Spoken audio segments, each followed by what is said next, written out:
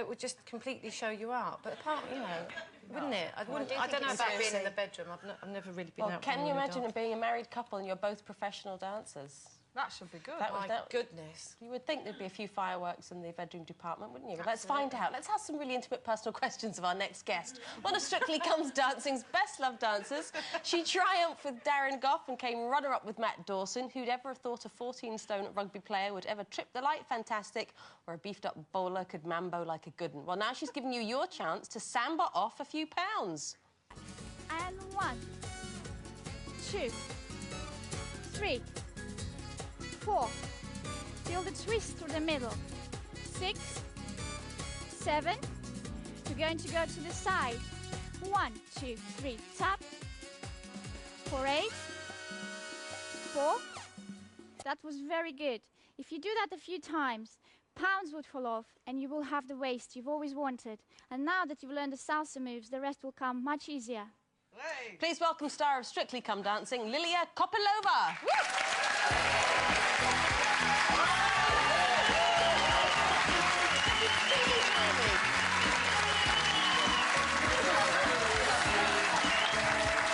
Come and join us, or lead us in a workout routine. I'm going to go and dance then. So, I mean, do you think this is really a good way for normal, ordinary people, not professional dancers, to work off a few pounds? Do you have to have a sense of some rhythm? No, I believe that anybody can do it. Really? I really do, yes.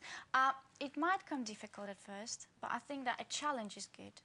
I think a challenge of learning the steps, because I think some fitness exercise DVDs you buy, they're quite easy, but then all you're doing is literally exercising. Whereas with this one, because it's dance-based, you're thinking about steps, and whilst you're thinking about steps, you're forgetting that you're exercising, you're having fun. And I think that's the main aim behind dance, is just to have fun. Just to have fun and not think, oh, God. But what if you've got a real problem like I have with coordination? Like, no, seriously. I mean, I honestly believe that I could never, ever learn to dance.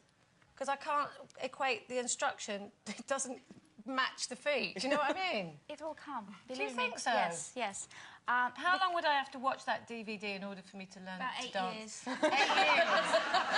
You have to actually do it, not just watch it. Many people say to me, you know what, I've bought it and I've watched it. I said, that's not the point. You have to actually do it. Yes. Speaking of, you know, you've got a very, very handsome husband who's also a very, very good dancer. Calm down, dear. I know, calm down. So, you've obviously heard us in the earlier discussion on about... You like dancers, yeah? Yeah, no, not so much me, just what they do. Are they... I can't What do they do? No, I know what she's trying to say. You see, it's difficult for me to comment because I have always been surrounded by dancers. But I do believe that yes, there is some sort of there is confidence about what they do. Obviously, being dancers, you're very aware of your body, so you have to be aware of certain things, how you look, how you stand. So I would imagine that gives you confidence on and off the floor. No, so any tinge of jealousy, because your husband, I mean, I know he's a professional dancer and he's on the show as well, so you both understand each other's work a lot. But is there ever a tinge of jealousy when he sees you with a new partner, you know, whether it was Darren Gough or Matt Dawson? You have to spend so much time with them. Yes. It's very intimate, isn't it, dancing? Physically, you have to become very close, thinking in the same way. No, there really isn't. I mean, we are professional dancers, and that's what we do. We dance every day, all our lives. And we're also used to training other people, whether they children, whether they adults, you know, we've trained some junior champions. And the same is on Strictly Come Dancing. Yes, it's a little bit more personal because we are with that partner every day, all day, and we're also performing with them, which is quite different.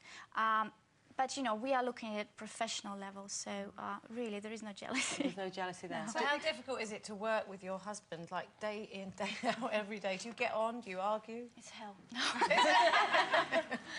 No, obviously we get on. We've had our 8th anniversary, so 8th wedding anniversary, so we must get on.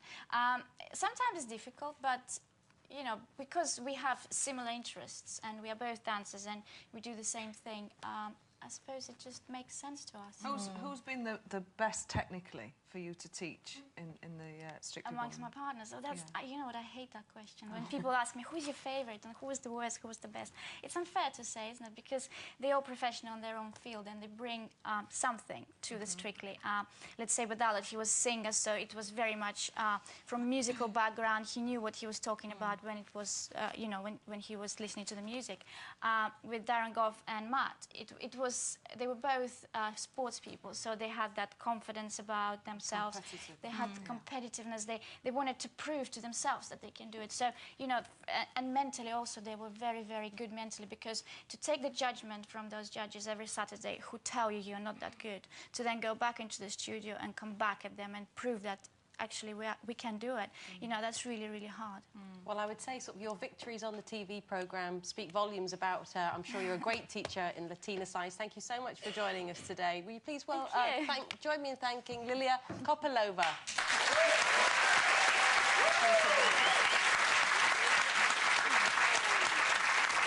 Now, gloomy, cold and wet it may well be.